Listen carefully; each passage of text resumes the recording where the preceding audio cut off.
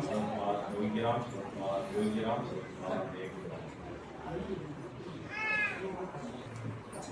நம்ம நாமடத்துல ஒரு பகவான் தன்னை குறிப்பிடும் போது அப்படின்னு ஒரு வார்த்தை, அந்த வாசகங்கள் எல்லாமே இருக்குது.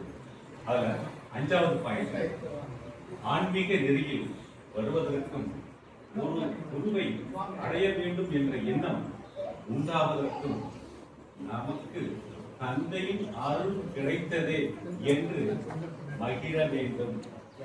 ஒரு வார்த்தை சொல்றாங்க, குருநாதரை எளிதல்ல. ஒரு ஆன்மீக குருவை பெறுவதற்கு, ஒரு ஆன்மீக குருவை பெறுவதற்கு எத்தனையோ உதவிகள்.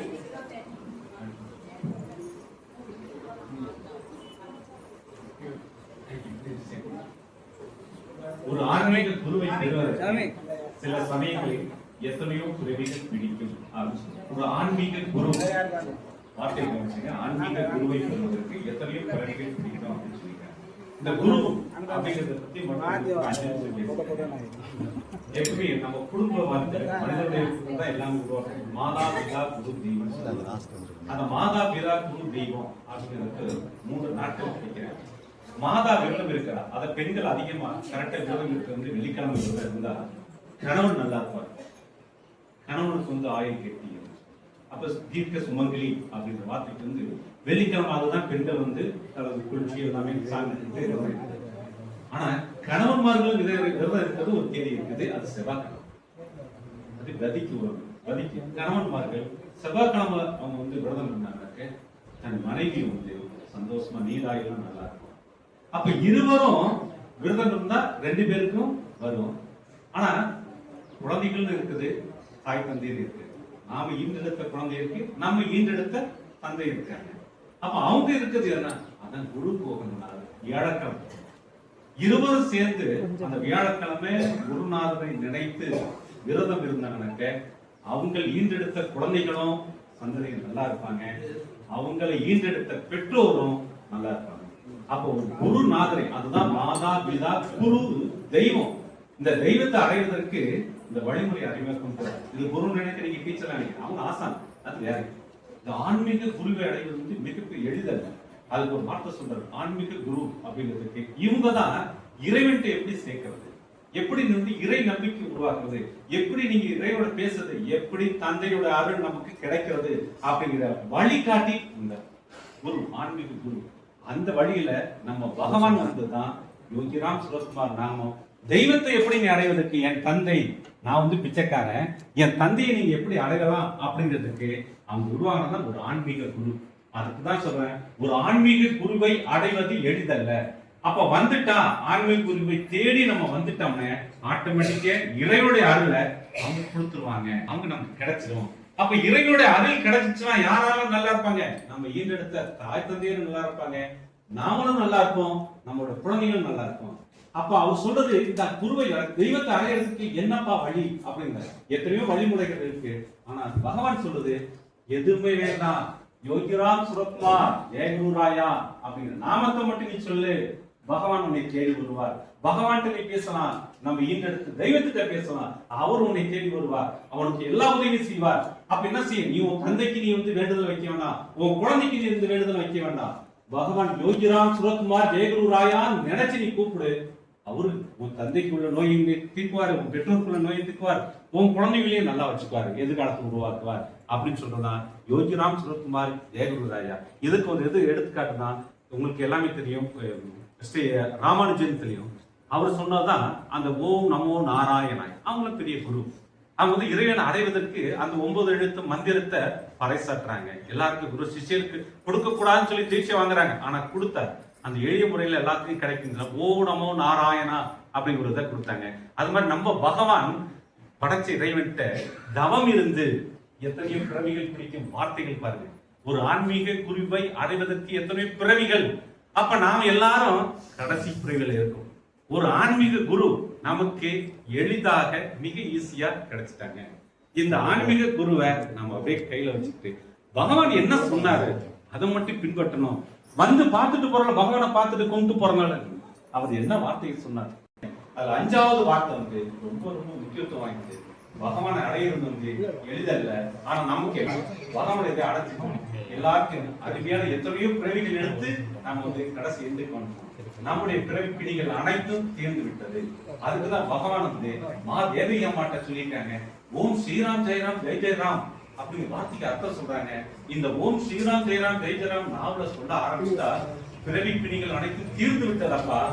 தீர்ந்தாதான் பிறவி பிணிகள் அனைத்தும் யோகிராம் சுரத்குமார் தேவராஜ் சொன்னார், குடும்பமே நல்லா இருக்கும். அதுக்கு தான் வியாழக்கிழமை பார்த்து குருக்கு உட்கார்ந்த நாள் வைக்கிறாங்க.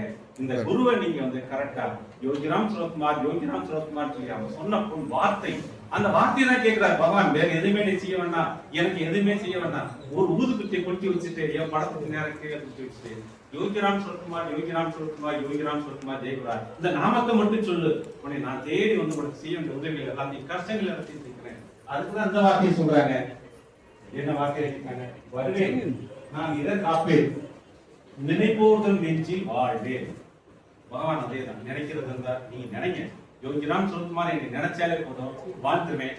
நான் வந்துட்டாலே ஆட்டோமேட்டிக்கா யாரு நம்ம படைச்ச ஆண்டவன் பகவான், அவரு நேரடியா வந்து உங்களுக்கு என்ன கஷ்டத்தோ உதவி செய்வாரு. இதன் மாதிரி ஏற்பட்டதான் பல அனுபவங்கள் இருக்குது. அந்த கேஸ் ஒரே ஒரு கேஸ் மட்டும் சொல்றேன். ஒரு கேஸுக்கு கணவன் மனைவி 2 பேரும் வராங்க. அப்பா வீல் தெரிச்சிட்டா இறந்துடுறாரு. இது தானசுக்கு தெரிஞ்சிட்டாரு. சின்ன கோவத்துல கேன்சல் பண்ணி இறந்துடுறாரு. தானசுக்கு கேன்சல் பண்ணிட்டாங்க. சொத்துக்கள் நிறைய இருக்கு. சொத்துக்கள் பங்கு போறதுக்கு நிறைய நபர்கள் இருக்காங்க. எத்தனையோ வக்கீல்கிட்ட கொடுக்குறாங்க. எல்லா வக்கீல் ஒண்ணும் பண்ண முடியாது சொல்லி முடிச்சுட்டாங்க. நம்மள்ட்ட கடைசி எண்ணில் யாரோ ஒருத்தர் மூலமா கேட்டு வராங்க, உட்காந்து பாக்குறாங்க. அதுக்கப்புறம் கொடுத்து பழக்கம் நாளைக்கு காலை சொல்றோம் போங்க அப்படின்னு போயிட்டு அனுப்பிச்சு விட்டாச்சு. பிறகு வந்து நைட்டு உட்காந்து அந்த கட்டப்படி காலைலாம் எழுச்சி காலையில் எழுச்சி கட்டப்பிடிக்கிறது பார்க்கணே. இதுக்கு ஒரு பாயிண்ட்ஸ், ஒரு அறிவு, சின்ன அறிவு மட்டும் கொடுங்க. இது ஏதாவது அவங்க வந்துட்டாங்க, நம்பி வந்துட்டாங்க, நம்ம எடுத்து செய்யணும் அப்படின்னு சொல்றோம். கரெக்டா ஒரு அறிவு பிடிக்க ஒரே ஒரு பாயிண்ட், அந்த பாயிண்ட்டை வச்சு கேஸையும் போடுறோம். சிம்பிளா 10,000 செலவுக்குள்ளே கேஸையும் முடிக்கிறது. எத்தனை கோடி ரூபா சொத்து, ஆனா சிம்பிளா முடிச்சு தீர்ப்பை வாங்கி கையில கொடுத்தாச்சு, சொத்தையும் காப்பாற்றி கொடுத்தாச்சு. அவங்க இங்க பெரிய சீனியர்ஸ் எல்லாம் திண்டுக்கல்ல இருக்காங்க, ஹைகோர்ட்ல இருக்காங்க. எல்லாத்துக்கும் நான் கேட்டுட்டோம், யாரும் ஒன்றும் பண்ண முடியாது. ஏன்னா அவர் எழுதி வச்சு கேன்சல் பண்ணவர் அப்பா வந்து இறந்து போயிட்டாரு, செட்டில்மெண்ட் எழுதி வச்சது இறந்துட்டாரு, இது ஒன்றும் பண்ண முடியாதுன்னு சொல்லிட்டாங்க. நமக்கு மட்டும் ஒரே ஒரு அறிவு மட்டும் பகவான் கொடுத்தாரு. அந்த ஒரு பாயிண்ட்ல அந்த கேஸை ஜெயிச்சு இன்னைக்கு நல்லபடியா சொத்தை ஒப்படைச்சிட்டோம். அவங்க கண்ணீர் மலர்ந்து சொல்றது ரொம்ப நன்றிங்க சார். உண்மையிலே உங்களுக்கு வந்து தெய்வங்கள் இருக்காங்க, நம்ம போட்டோ தான் இருக்கும். அந்த பகவானே வந்துதான் உங்க மூலமா எங்களுக்கு கொடுத்து முடிச்சிருக்காங்க.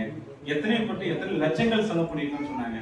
நான் வெறும் 10,000 நீதிமன்ற கட்டணம், வெறும் 10,000 செலவுல அந்த எல்லாத்தையும் மாத்தி சொத்தை ஒப்படைச்சாரு. அந்த மாதிரி அறிவை கொடுக்கறது யாரு? நான் யார் மேல நம்பிக்கை வச்சேன்? பகவான் நீங்க தான். யோகிராம் சுரத்குமார் நீங்க இருக்கீங்க, போட்டோ மீது தான் இருக்கும், அது கீழே தான் படிப்பேன். ஒரு அறிவு, ஒரே ஒரு பாயிண்ட் மட்டும் கொடுங்க. அந்த நம்பிக்கை நான் வைக்கிறது வேண்டாம், உங்களால மட்டும்தான் முடியும், வேற யாரும் முடியாது. நான் யார்கிட்ட போய் கேட்க முடியாது. புக்கெல்லாம் இருக்கிறத விடுங்க, நீங்க ஒரு அறிவை மட்டும் கொடுங்க. அதை லீகல் பாயிண்ட்ல ஏதாவது பார்க்கணும்னு சொன்னோம், அதுவுமே கொடுத்தாரு. 2 செகண்ட்ல குறைச்சாங்க, நடந்துச்சு. தீர்ப்பு வாங்கி கொடுத்து சொத்து கொடுத்தோம். இதுக்கு மாதிரி நேற்று முன்தினம் வெள்ளிக்கிழமை நடந்தது. அதை சொல்லுங்க. வெள்ளிக்கிழமை அங்க பள்ளியில வந்து தடமாடி கோயில்ல இருந்து ஒரு ஆக்கிரமிப்புலாம் எடுக்கணும் அப்படின்னு சொல்லிட்டு வியாழக்கிழமை நோட்டீஸ் கொடுக்குறாங்க. கடைகள் எல்லாத்தையும் இடிக்கிறாங்க, இப்படி இருக்காங்க, எல்லாமே இருக்காங்க. பேப்பர்ல வந்திருக்காது. நேற்று வெள்ளிக்கிழமை நடந்துருக்காது. சரி, வியாழக்கிழமை கொடுக்குறாங்க, வர்றாங்க, ரைட் நம்மளை தேடி வராங்க. ரைட், நான் ஹைகோர்ட் அழைச்சு போறேன். அங்க போயிட்டு ஹைகோர்ட் அட்வொகேட் பேசுறேன். சார், சின்ன ஒரு முக்கியமான பாயிண்ட் இருக்கு, அதை எடுத்து பேசலாம்னு சரின்னு சொல்லி போடுறாங்க. வெள்ளிக்கிழமை காலையில் புல்டோசர் எல்லாத்தையும் அழைச்சிட்டு போலீஸ் எல்லாம் டிஎஸ்பில இருந்து எல்லாரும் சேர்ந்து இடத்தை ஆக்கிரமிப்பு எல்லாத்தையும் எல்லா கடையிலும் இடிக்குன்னு சொல்லிட்டு வராங்க. நம்ம கேஸ் உள்ள 10:30 மணிக்கு உள்ள கொடுத்தாச்சு. கேஸ் சார் இடிச்சுக்கிட்டே வந்துகிட்டே இருக்காங்க, நம்ம கடைக்கு வர போறாங்க. ஜட்ஜிட்ட சொல்லி அவசரமா எடுக்கணும்னு சொல்லி உத்தரவு போடாது. அன்னைக்குன்னு பார்த்து திருப்பரங்குன்ற பிரச்சனை, அந்த இது வந்து ஹைகோர்ட்ல ஓடி இருக்கு. யார் ஜட்ஜஸ் எல்லாருமே சேர்ந்து அந்த இதுல டிஸ்கஷன் இருக்காங்க. இந்த இதுக்கு ரிட்டர்ன் எடுக்கிறதுக்கு யார் வரல. இருந்தாலும் அங்கேயும் இன்ஃபுளுன்ஸ் பண்ணி கொஞ்சம் சொல்லி முக்கியமான மேட்ரு அப்படின்னு சொல்லிட்டு என்ன ஜட்ஜுக்கு ஒரு அறிவு கொடுத்தாரு தெரியல. ரைட், அப்படியா அது மாதிரி இடிச்சிட்டு இருக்காங்க. 2:30 மணிக்கு ஒரு 2 மணிக்கு உட்காந்தாங்க. உட்காந்துட்டு சரி அது யார் இருக்காங்க, என் கிளைண்ட் இருக்காரு, அப்படியே வீடியோ கால் போறோம் அப்படின்னா வீடியோ காலில் இங்க இருந்து பள்ளியில இருந்து நம்ம கிளைண்ட் உட்காந்து அவர் செல்லுல இருந்து வீடியோ கால் போறாரு. நம்ம வக்கீல் அங்க அவர் வீடியோ கால் ஆன் பண்ணி பார்த்து ஜட்ஜு பார்க்கிறாரு. இவங்க இடிச்சிட்டு இருக்காங்க, எல்லாம் போகுது, சொத்துக்கு இவங்களுக்கு சம்மந்தம் இல்லைங்க அப்படின்னு சொல்லி முடிக்கிறோம். இம்மிடியா கூப்பிட்டு யார் அங்கே இருக்கு, ஈவோ இருக்கு, கூப்பிட்டு கொடுன்னு சொல்லி செல்லு கொண்டு ஸ்டே கொடுக்குறேன், இடிக்க வரும். அப்படியே போயிடும். எதாவது 30ஆம் தேதி செவ்வாய்க்கிழமை இங்க போறோம், இங்க வரணும், இடிக்க கூடாதுன்னு சொல்லி முடிச்சாங்க. அப்படியே ஸ்டே கொடுக்குறேன். இது பெரிய பெரிய கேசஸ்க்கு தான் காலையில ஃபைல் பண்ணி மத்தியானம் எடுப்பாங்க. இந்த கேஸ் நான் வந்து வெள்ளிக்கிழமை காலையில ஃபைல் பண்ணுவோம். 2:30 மணிக்கு ஸ்டே கொடுக்குறேன், 10:30 மணிக்கு வியாழக்கிழமை கொடுக்குறோம். வெள்ளிக்கிழமை காலைல வியாழக்கிழமை நைட் ரெடி பண்றாங்க. வெள்ளிக்கிழமை ஃபைலிங்கு 2:30 மணிக்கு வீடியோ காலில் பேசும்போது சொன்னது, ஏன் இப்படி நடந்துக்கிறாங்க, இந்து அறநிலையத்துறை ஏன் இப்படி நடந்துக்கணும்னு சொல்லி ஜட்ஜஸ் வேணப்பட்டாங்க. ஆனா கொடுத்தரை சொல்லிட்டாங்க சார், ஸ்டே கொடுத்துறான்னு சொல்லி போன் பண்ணி சொன்னேன். பகவானா தான் வேணும் இன்னைக்கு எடுக்க வச்சிங்களே. நான் வந்து என்ன போன் அடிச்சுட்டே இருக்கேன். நான் அவ்வளவுதான் வேணும், வேற யாரும் எனக்கு தெரியாது. பகவான் தான் வேணும், நீங்க தான் பார்த்து முடிச்சு கொடுக்கணும்னு சொன்னேன். அதே மாதிரி முடிச்சு கொடுத்தாங்க, நல்லபடியா செஞ்சு கொடுத்தாங்க. அது மாதிரி நம்பிக்கை, பகவான் மேல நம்பிக்கை வச்சு ஒவ்வொரு காரியத்தையும் சொல்லுங்க. ஆரம்பிக்கிறதுக்கு யோகிராம் சொல்லுமார் யோகிராம் சொல்லுமார் யோகிராம் சொல்லுமார் ஜெயகுமார் சொல்லிட்டு அந்த என்ன காரியத்தை செய்யுங்களோ நம்பிக்கையோட செயல்படுங்க, கண்டிப்பா செஞ்சு கொடுப்பார். இந்த மாதிரி பல அனுபவங்கள் நிறைய இருக்குது. இருந்தாலும் இன்னைக்கு ஷேர் பண்ண நேரம் ஆயிடுச்சு. அந்த தலைவர் அண்ணன் பேசிட்டு இருக்காங்க. வாய்ப்பு கொடுத்துக்க ரொம்ப நன்றி. திரும்ப திரும்ப திரும்ப திரும்ப திரும்ப திரும்ப எல்லாத்தையும் சொல்லுது.